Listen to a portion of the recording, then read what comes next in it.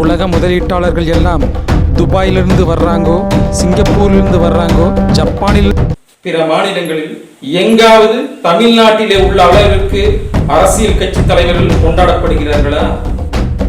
ஆட்சி மாறியது, காட்சிகளும் மாறியது.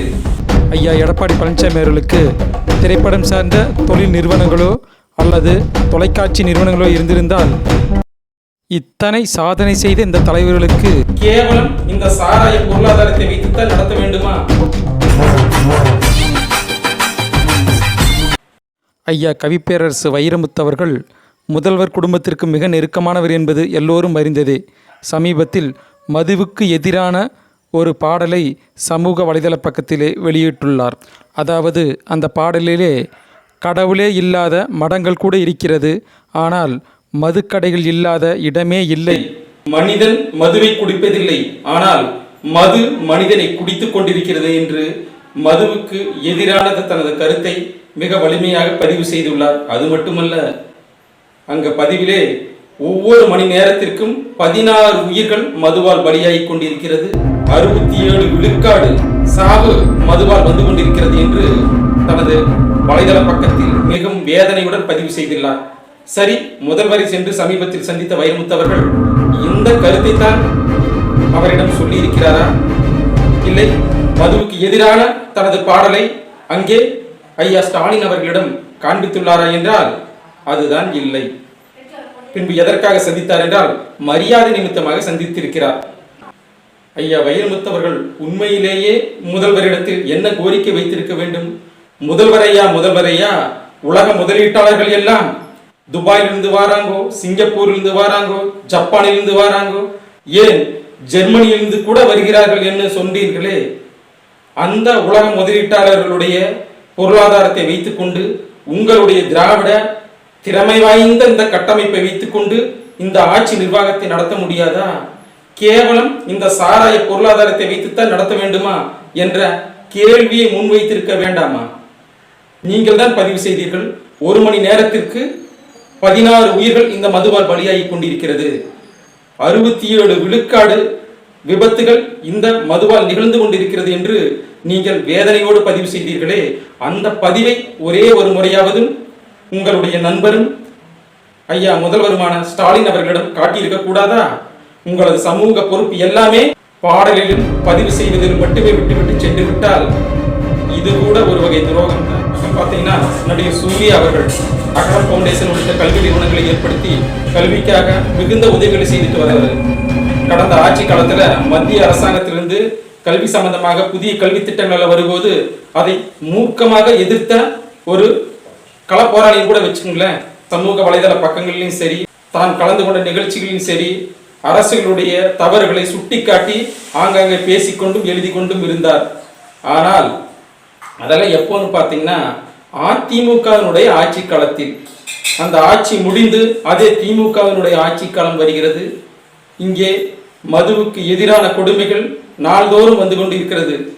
1 மணி நேரத்திற்கு பல செய்திகள் மதுவால் ஏற்படுகிற கொடுமைகள்.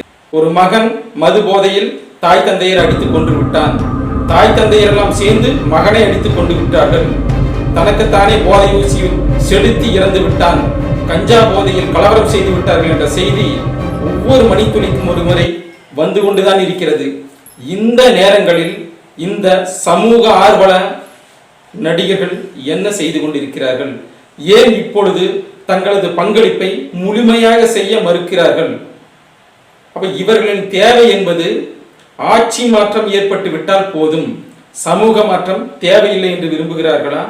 இல்லை இவர்கள் குரல் கொடுத்தது இந்த சமூகங்களுக்காக இல்லையா? ஏன் இப்பொழுது பதிவு செய்ய முடிவதில்லை?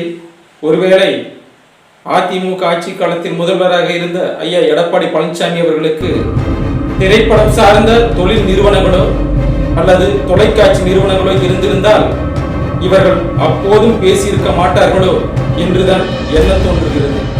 இதை தாண்டி இப்போது அரசியலுக்கு வருவதற்கு தயாராகி கொண்டிருப்பவர் நடிகர் விஜய் அவர்கள். தமிழ்நாட்டில் மட்டுமல்ல, தமிழ்நாட்டை தாண்டி பிற மாநிலங்களிலும் குறிப்பாக கேரளாவிலும் மிகப்பெரிய ரசிகர் பட்டாளத்தை வைத்திருக்கிறவர் விஜய் அவர்கள். இவர் அரசியலுக்கு வருவது 2026 உறுதி என்று அறிவித்து விட்டார். கட்சியின் பெயரையும் அறிவித்து விட்டார்.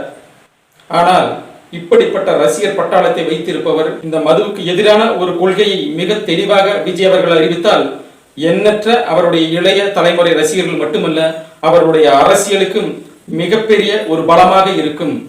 இதை அவர் செய்வாரா என்பதை இனி வருகிற காலகட்டங்களில் தான். இதையெல்லாம் விடுங்க, உலகின் புகழ்பெற்ற தத்துவ ஞானிகளை கூட அவர்களுடைய பெயர் சொல்லி அழைத்து விட முடியும். ஆனால் இங்கே உள்ள திராவிட தலைவர்களை அவர்களின் பெயர் சொல்லி கூட அழைப்பதை அவர்கள் தங்களுக்கு மரியாதை குறைவாக நினைக்கிறார்கள். அதனால் அடைமொழியில் தான் அழைக்க வேண்டும். பிற மாநிலங்களில் எங்காவது தமிழ்நாட்டிலே உள்ள அளவிற்கு அரசியல் கட்சி தலைவர்கள் கொண்டாடப்படுகிறார்களா? இங்கே உலகின் மிகப்பெரிய புகழ்பெற்ற கடற்கரையான மெரினாவிலே நினைவிடம் அமைக்கப்பட்டிருக்கிறது. தொடர்ச்சியாக அரசு சார்ந்து கொடுக்கப்படுகிற திட்டங்கள், கட்டுகிற கட்டடங்கள் அனைத்திற்கும் இந்த தலைவர்களின் பெயர் தான் சூட்டப்படுகிறது. இத்தனை சாதனை செய்த இந்த தலைவர்களால் ஏன் இந்த மதுவை கூட ஒழிக்க முடியவில்லை? இளைய சமூகம் சீரழிந்து கொண்டிருக்கிறதே, இதை பற்றி இவர்களுக்கு ஏதாவது அக்கறை இருக்கிறதா? இவர்களோடு கூட்டணி சேர்கின்ற அந்த கட்சிகளுக்கு ஏதாவது அக்கறை இருக்கிறதா? இந்த கட்சிகள் எல்லாம் தங்களுக்கு கூட்டணி சார்ந்து கொடுக்கிற அந்த 2 சீட்டு 3 சீட்டு கூட்டணிகளுக்காக மொத்த கொள்கையும் அடகு வைத்துவிட்டு அமைதி காத்து கொண்டிருக்கிறது. இங்கே களத்தில் தன்னிச்சையாக ஒரே ஒரு கட்சி தான் இந்த மது கொள்கையை தீவிரமாக இன்று எதிர்த்து கொண்டிருக்கிறது என்றால் அது நாம் தமிழர் கட்சியும் தமிழ் தேசிய அரசியல் மட்டும்தான். மற்றவையெல்லாம் தங்களுடைய நலனுக்காக, தங்களுடைய கூட்டணி சந்தர்ப்பவாதத்திற்காக மட்டுமே இங்கே பேசிக் கொண்டிருக்கிறார்கள். கோவன்னு ஒருத்தருங்க மதுவுக்கு எதிராக, குறிப்பா அதிமுக ஆட்சி காலத்துல தன்னோட பாடல்களால மிகப்பெரிய விழிப்புணர்வு ஏற்படுத்திட்டு இருந்தார். அவர் மூடு டாஸ்மார்க்க மூடுன்னு சொல்லி தன்னோட பாடல் வரிகளால அனைவரையும் கிளர்ச்சியலை செய்தார். அது நாங்கெல்லாம் பார்த்தீங்கன்னா அதிகமா சில்லறை அவருக்காக செதற விட்டோம். அவரோட காணொளிகளை சமூக வலைதளங்கள்ல பகிர்றது, மதுவுக்கு எதிராக பிரச்சாரத்தை ஏற்படுத்துகிறார்களே என்று அனைவரும் கொண்டாடி கொண்டிருக்கும் போது ஆட்சி மாறியது, காட்சிகளும் மாறியது. மதுவுக்கு எதிராக போராடி கொண்டிருந்த இந்த கோவன்கள் எங்கே காணாமல் போய்விட்டார்கள்?